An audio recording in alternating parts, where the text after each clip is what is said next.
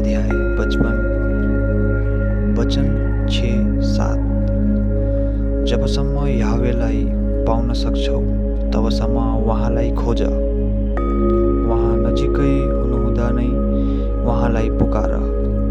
दुष्टले आफ्नो चाल त्यागोस्, अधर्मी आफ्नो विचार छोडोस्। उहाँतिर फर्कु, किनकि उहाँले कृपा गर्नुहुन्छ र सिधैमा क्षमा गर्नुहुन्छ।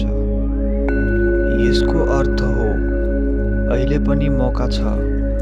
यदि हामी आफ्नो गलत बाटो छोडेर परमेश्वरतर्फ फर्कियो भने उहाँले हामीलाई स्वीकार गर्नुहुन्न, बरु प्रेमले स्वीकार गर्नुहुन्छ। उहाँ क्षमा गर्न तयार हुनुहुन्छ। हामी फर्किन मात्रै बाँकी छौँ।